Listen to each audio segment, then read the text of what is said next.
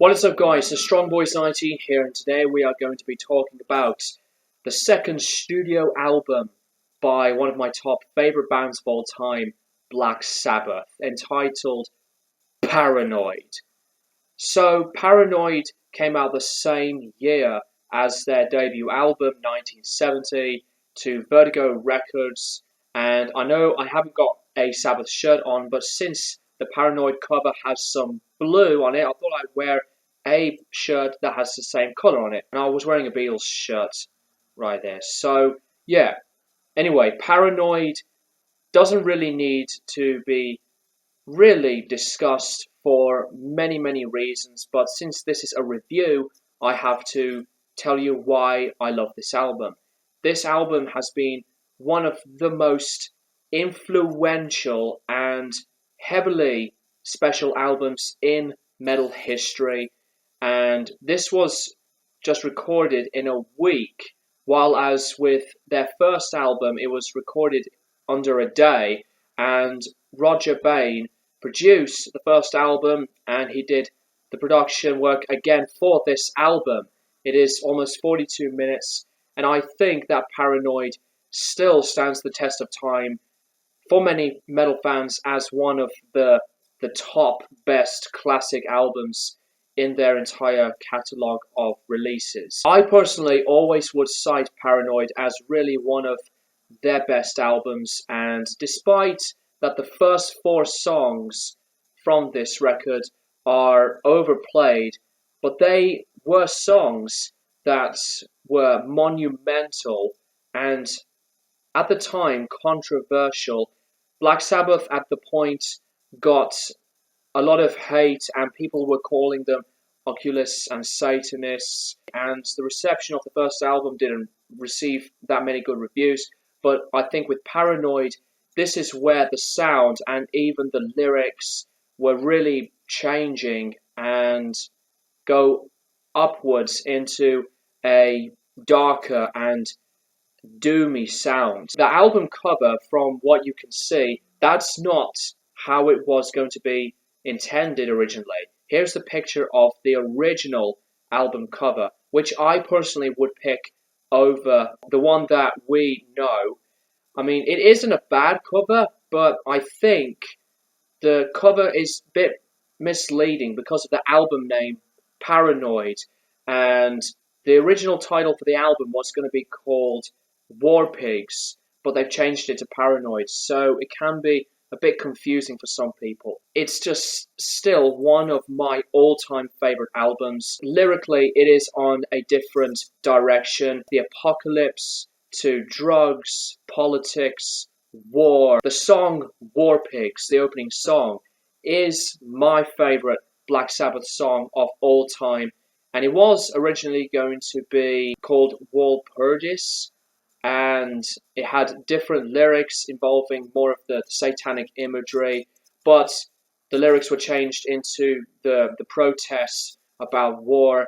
And War Pigs, from the doomy introduction to the turns of Ozzy's vocals and the instrumentation, taking turns, the progression, the whole thing is a masterpiece, with one of Iommi's greatest guitar solos ever recorded. And you know, it really still stands for me as one of my top all-time favorite songs. The second song, their biggest hit, Paranoid, the song was written in just half an hour, according to Iommi, because the producer wanted the band to have one more song to complete the album. Iommi's solo was done with a fuzz pedal, and it is another really, really big song. I personally would call it overrated, but it is still a classic song, without a doubt. One of my other favorites is the next song, Planet Caravan, and this is where the sound goes into a very soft, mellow mood. Ozzy's vocals were recorded through a Leslie speaker on this one, you know, like John Lennon's vocals on Tomorrow Never Knows. And the sound of the music is gentle with percussion and the jazzy improvised guitar work. Really sweet song, and I did like Pantera's cover of Planet Caravan, but the original, so damn great. And of course, with the next song, Iron Man, no words really to describe it, with the distorted, robotic sound of I Am Iron Man from Ozzy to the iconic riff. What I love about this album, even more than the first album, is the energy that was even more bigger than before, than their first record. The instrumentation was tighter and everything feels in place. And this is pretty much one of the most structured albums that Black Sabbath had ever done. Hand of Doom is another song where it is on a dark vibe, and some people were misguiding the lyrics, but Gazer at one point wrote the lyrics about the against of drugs situation. So that really makes much more sense.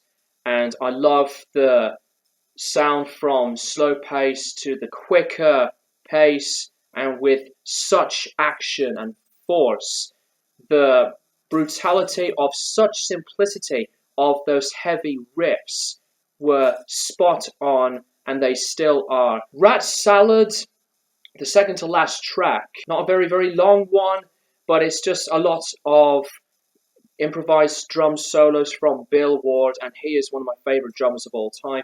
You know, it's a bit like Moby Dick from Led Zeppelin. Just a band like Black Sabbath recording an instrumental piece of a drum solo. I think it is my least favorite, but since I love Bill Ward's drumming, I think it's another really, really good song. Fairies Wear Boots is a brilliant closing song, and Ozzy wrote this song based about the skinheads, and he called them fairies, hence the title Fairies Wear Boots. And this really builds a lot of punch from the riff to the menacing drum hitting, and Ozzy's vocals on this record are one of his very, very best. While I find his voice to be brilliant on the first album, on this one, he really nails it with a lot of higher notes from his range. The production, I think, is brilliant. Love the crunchy, distorted tone on the guitars, and even the bass that is full as the drum sound.